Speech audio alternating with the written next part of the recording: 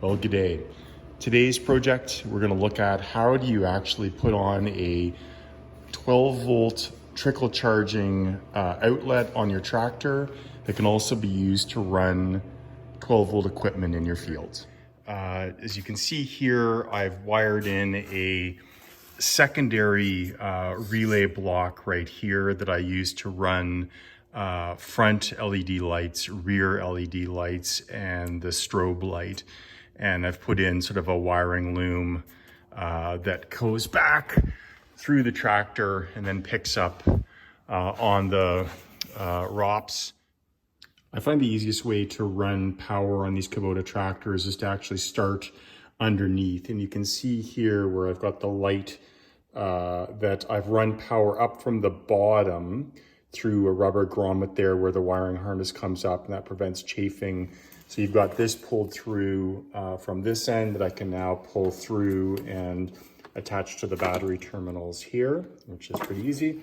And then just back here, you just start to follow this wiring loom right here. So I've fed it under, comes in underneath the radiator.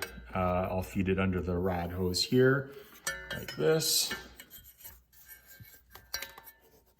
And then basically just pull it along the wiring harness, which you can zip. Next step is to wire on the connectors at the end. As you can see, I'm going to wire in an inline fuse on the positive lead as well.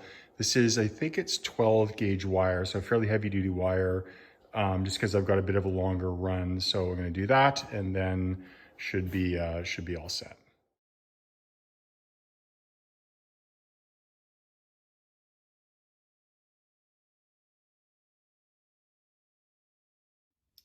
Now all that's left at this end is to attach.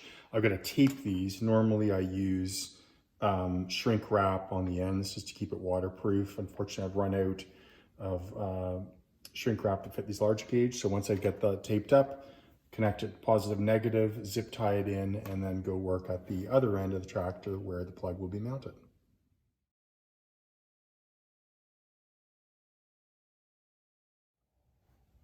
All right, I'm running the power cable for the charger back forward again, or back aft to the fuse box area for the charge plug-in. And one recommendation I'd have is when you run this, I try to squeeze it into the other loom. I couldn't, so I'm going to run a second loom here. What I recommend is if you're actually running a wire, and either run a couple of wires so you've got it, and or run a much bigger loom so that you can come back later and splice in some additional wire if you need. So a bit of a mistake for me this time, but it's fine. I'm just basically putting in this loom now, and we'll zip tie it all together and should be good to go. I'm finished at this end. You can see that I've zip tied everything in.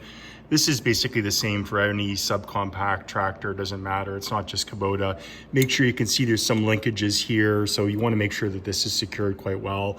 Comes through the firewall. And again, if you're just wiring up, this is an auxiliary block, relay block that I put in. You can see I just screwed it through with self-tapping screws. But this is where I'm going to make the connection and use this for plugging in, maintaining my battery, the charger, and also for a fuel pump, which I'll look at later. For the end, I'm going to actually crimp this with something called Anderson power poles. That's what these are. You could obviously use any type of connection, but I've got a lot of connections that use this. You effectively, and I'll show you how we do this, you crimp on one of these fasteners, it fits into this connection, and then you can basically just connect this as if it was like a socket, plug to plug. All right, so I'll bring you along as I attach the Anderson power poles to the end. Basically, you strip it off, you crimp on this. So there's a special crimping tool. This is the sort of good quality one. They make cheaper ones as well. And again, you could basically use any fastener, and that would allow me, if I wanted to, for example, to mount it onto a panel or mount it down here by the block.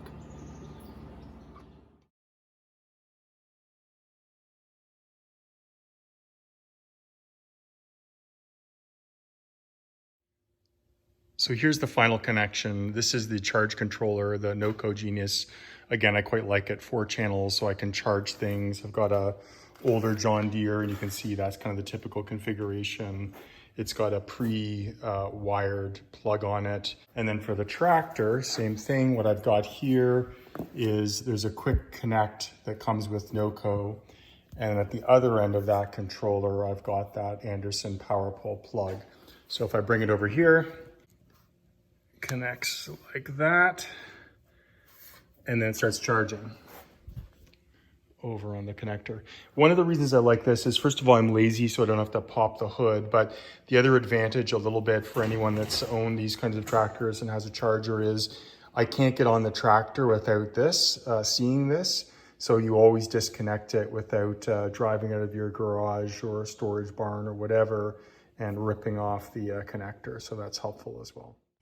You can watch one of my other videos to get an example of how I use this as well.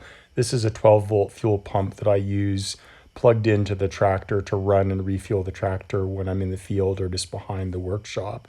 You can see here I take a grounding strap and apply it to the chassis, and then use the Anderson power pole to connect the power and run that.